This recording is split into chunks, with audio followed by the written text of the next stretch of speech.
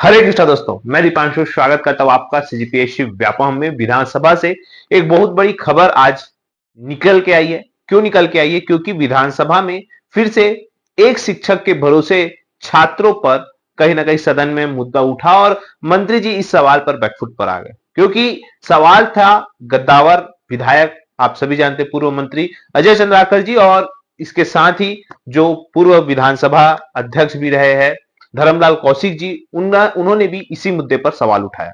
और उन्होंने स्पष्ट तौर पर कहा कि जिस महाविद्यालय में एक शिक्षक के भरोसे लगभग 150 से अधिक छात्र है, उन पर कम से कम आप संविदा शिक्षकों, अतिथि शिक्षकों या कम से कम शिक्षकों की व्यवस्था या सीधी भर्ती के थ्रू भर्ती करने का कहीं ना कहीं आदेश या एक प्रकार की घोषणा करे, इस प्रकार का उल्लेख जो है आज विधानसभा में हुआ। मामला था उद्यानिकी जो विद्यालय है, महाविद्यालय, वहां पर शिक्षकों की कमी, प्रशासकीय और शैक्षणिक जो पद है उसके संबंध में जो है अजय चंद्राकर जी जो है, जो मंत्री जी है, भार साधक मंत्री जी, उनसे जो है प्रश्न पूछे और उन्होंने बताया कि भैया इतने पद रिक्त है, इतने पद भरे हुए हैं।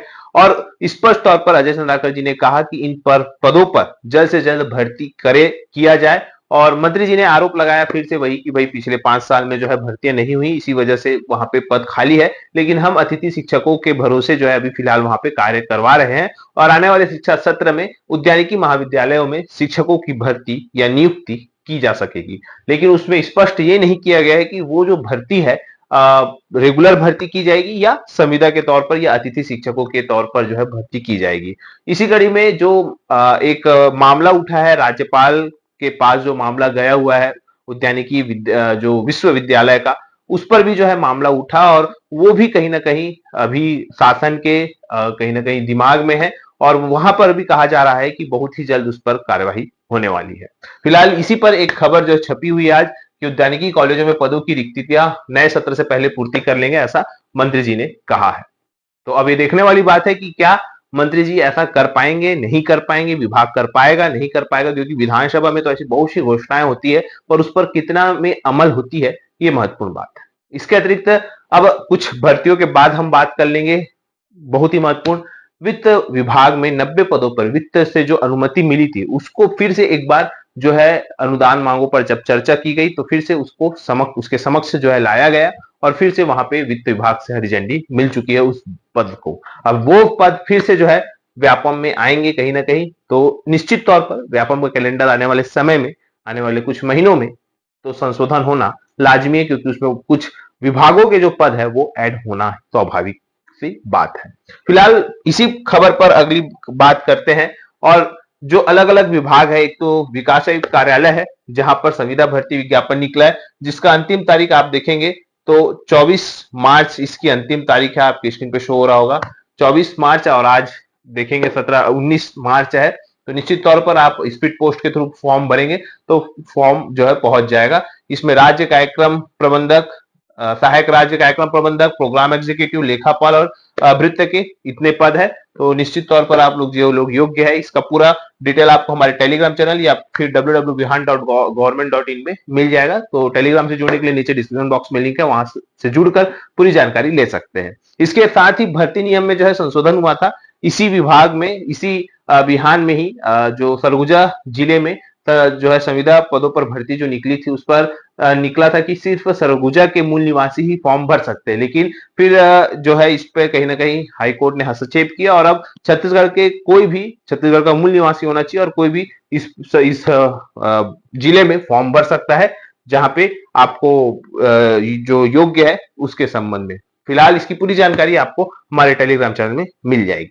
अब हम बहुत ही महत्वपूर्ण विषय पर बातचीत करने वाले हैं जो कि आपकी है वित्त विभाग से, वित्त मंत्री जी के विभाग है और उस विभाग में आपकी स्क्रीन पे शो हो रहा होगा।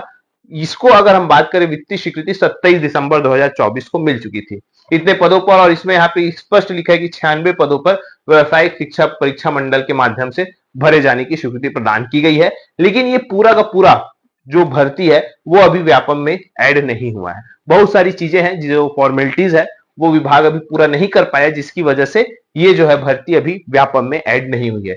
जिसमें अधिकतर हम देखें तो टेक्निकल पद है, जैसे कि जेई के पद है, एई के पद है, इसके अलावा शीघ्र लेखन, लेखापाल और सहायक मानचित्रकार, अनुरेखक और सहायक ग्रेड 3 के टोटल 96 पद यहाँ पे कहीं ना कहीं अनुमति मिली थी और अनुमति के साथ ही व्यावसायिक परीक्षा मंडल से भरने की बात कही गई थी। और अभी तक जो परीक्षा व्यावसायिक परीक्षा मंडल के आप कैलेंडर देखेंगे तो इसमें इस भर्ती का कोई भी उल्लेख नहीं है। तो स्वाभाविक तौर पर आने वाले समय में जैसे ही इसकी फॉर्मेलिटीज पूरी होंगी, जो व्यापम का जो कैलेंडर है वो संशोधन होगा और ये सारे पद जो है, ये सारे विभाग ये कहीं ना कहीं जुड़ेंगे। और भी इसके अतिरिक्त तो और भी अन्य विभाग है।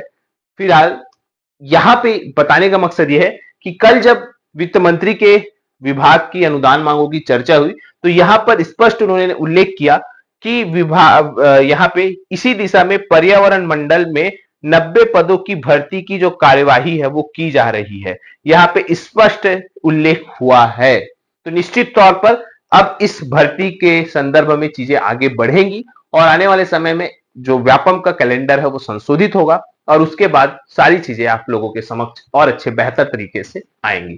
फिलहाल बहुत सारे अभ्यर्थी अपने रिजल्ट का वेट कर रहे हैं, अपने मॉडल आंसर का इंतजार कर रहे हैं। साथ में 23 मार्च को मत्स्य निरीक्षक का एग्जाम भी है, तो बिल्कुल सभी लोग अच्छे से पढ़ाई करिएगा क्योंकि पीएससी और व्यापम अपने फुल फॉर्म में है। तो आप लोग बस अपनी पढ़ाई पर अपना लगे रहिए और एक सरकारी पद जो है वो प्राप्त करें। फिलहाल यही सब जानकारी देना था। आशा करता हूँ चीजें समझ आई होगी। वीडियो अच्छा लगा तो इसे ज्यादा से ज्यादा लोगों तक शेयर करें, लाइक करें, सब्सक्राइब जरूर करें। वीडियो देखने के लिए आप सभी को बहुत बहुत धन्यवाद। आप सभी स्वस्थ रहे, मस्त रहे और पॉजिटिव रहे।